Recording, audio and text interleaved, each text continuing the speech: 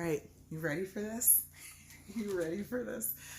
Okay, so remember we left off with Jane wishing she were in another family, wishing it twice. So now she's with some other family, and she went running down the street to this Virginia Avenue, and they were trying to figure out what house on the street could be hers, and Mark was sure he figured out which house because it was cold and gray looking, and it just didn't, it looked like a place that she would have come from.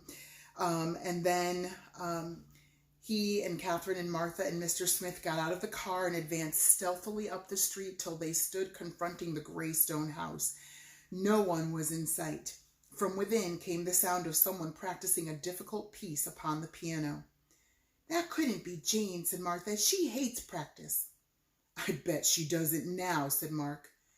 "We'd better not let her see us," said Catherine. "She doesn't seem to like us very well anymore." "If her new family's anything like her, I don't think they'll like us either," said Mark. He turned to Mr. Smith. "I guess it's still up to you, sir." Mr. Smith cleared his throat nervously again. "All right," he said, "I'll try." So Mark and Catherine and Martha hid behind the evergreen hedge, and Mr. Smith, after checking to make sure that no telltale parts of them were exposed to the public gaze, squared his shoulders and marched bravely up the blue gravel walk and knocked on the front door with the imitation antique brass knocker. When she who was no longer Jane turned out of Maplewood into Virginia Street, she went straight to the gray stone house and up the blue gravel walk and in at the front door. After all, this was her house, and she belonged to this family now. She went in at the front door and up the front stairs to what was now her room. There were hand-woven curtains of a cold gray at the windows, and the walls were painted in the same colorless tint. There were no colored pictures on the walls, only sepia prints of Sir Galahad and a lady called Hope. The bookshelves were full of heavy, instructive-looking books, and no toys or games, only a few sets of the helpful kind that show you how to weave linen and tool leather in 6 easy lessons. She, who was no longer Jane, sat down on an uncomfortable imitation antique chair and began looking at one of the instructive books. She did this as though it were perfectly natural and as though she'd been doing nothing else for years, but all the same, deep down inside her, she felt strangely empty and uncomfortable, as though she didn't belong in this prim gray room at all. After a bit, deciding she didn't feel like being instructed just now, she put down the book and took a round, shining object from her pocket. She sat staring at it for a long while. In a dim way, her mind connected it with the empty, uncomfortable feeling that seemed to hang over her, but she couldn't remember why the shiny thing made her feel lonely and unhappy. Of course, the trouble was that when she wished to belong to another family, she hadn't said a thing about not being Jane any longer. And so she had become the girl Jane would have been if she had been brought up in this cold gray house. But down inside her somewhere, the real Jane was still struggling to exist. This is called heredity versus environment, and it is quite a struggle. After she had been sitting by herself, or by her two selves, for a few minutes, a lady appeared in the door. She was dressed in a gown of sober gray wool. "Why, here you are," she cried. "Mother has been worried. She couldn't find her little Comfort anywhere." "I was playing," said she who was now part Jane and part Mother's little Comfort, "only from now on I think it will save time if we just think of her as she." "Where were you playing?" said the gray lady. "You weren't in the solarium and you weren't in the patio." "I was around the corner. I was playing with some children." "But we don't know anyone around the corner," said the gray lady in alarm. "Mother wants you to have fresh air and exercise, of course, but one can't be too careful about speaking to strangers. Were they nice children?" She hesitated. "You wouldn't like them," she said, finally hanging her head and looking closer at the round, shining thing in her hand. "Really, Comfort, you are not behaving like yourself today," said the lady reproachfully. "I know it," said she, unhappily. "Haven't I told you to always look at me when I am speaking to you?" the lady went on. "What is that you have in your hand?" "I don't know. I found it." "Let me see," said the lady. She took the shining thing in her own hand.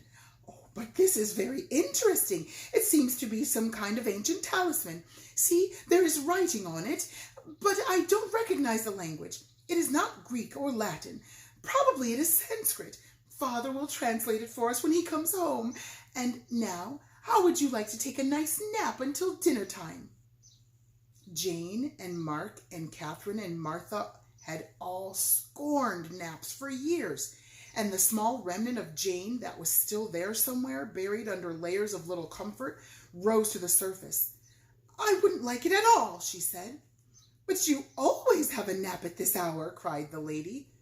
"Do I?" said she, her heart sinking. "Couldn't I dig some worms and go fishing instead?" The lady looked shocked. "Why, Comfort, you know fishing is cruel, except when necessary to provide food, and we are all vegetarians here."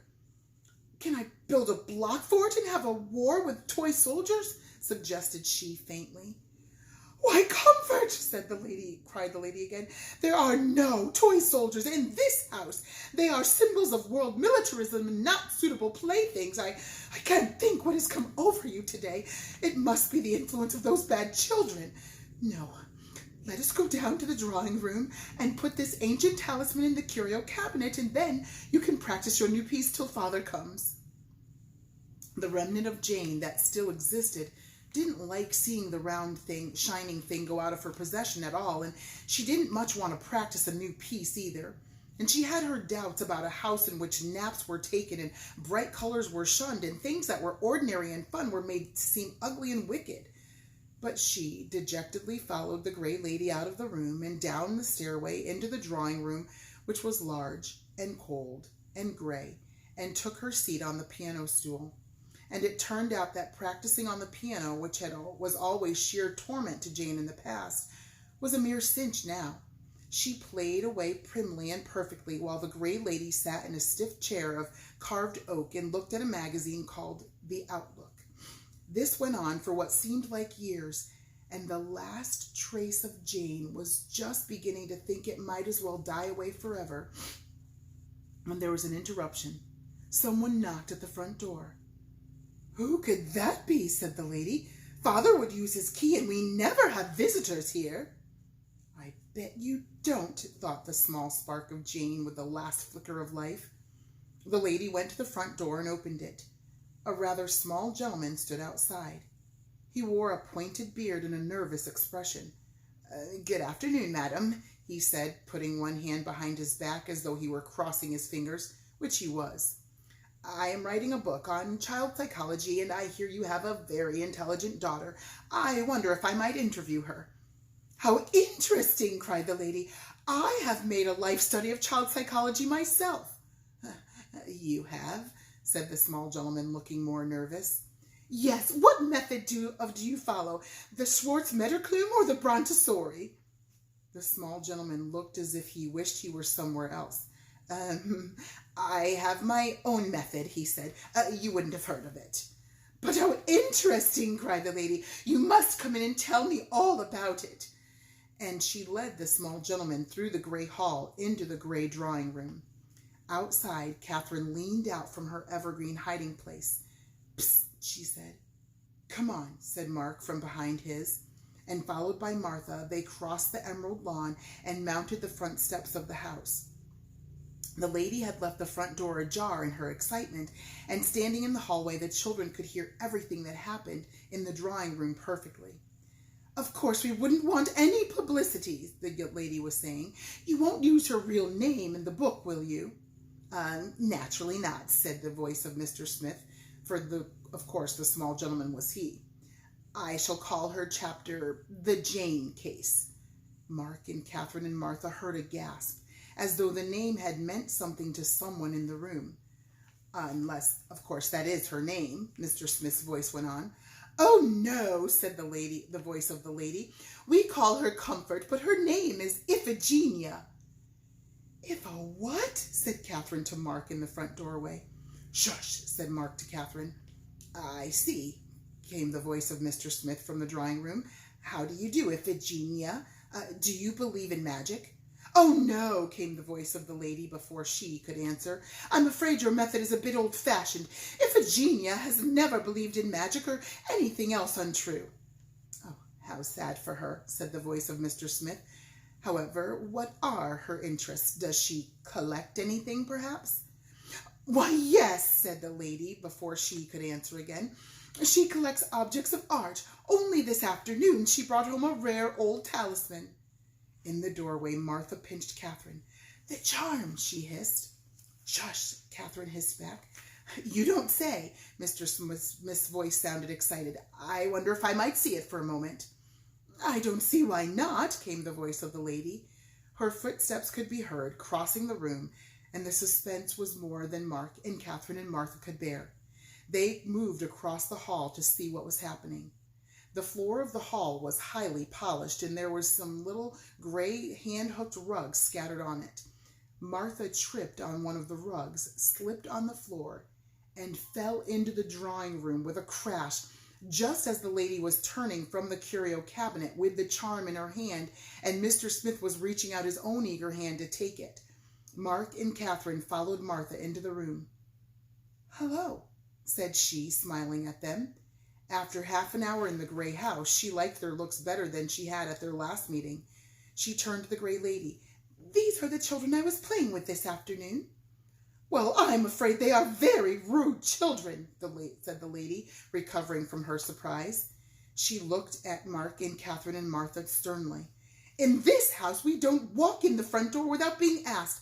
I think you had better go home at once. Iphigenia doesn't want to see you." "Oh, yes, she does, if only she knew it," said Mark bravely, advancing into the room. "Let me take that charm a minute, and I'll prove it. It belongs to us anyway." "If you mean this rare old Sanskrit talisman," said the lady, "it certainly does not. It belongs to my Iphigenia." "She's not yours, she's ours," said Martha, getting up from the floor. "Her name isn't what you said. It's Jane," said Catherine. "She doesn't live here," said Mark. "She lives over on Maplewood." "Not another word," said the lady. "Such awful fibbing I never heard. You are either the worst brought-up children I have ever seen, or you are all mentally unbalanced. I am afraid I shall have to telephone your parents." We'll have to find out what else happens tomorrow, because it's already gone too long. So we'll find out. There's still a little bit more left to go. So hang in there. Hold on. We'll find out what happens to Jane or Iphigenia tomorrow.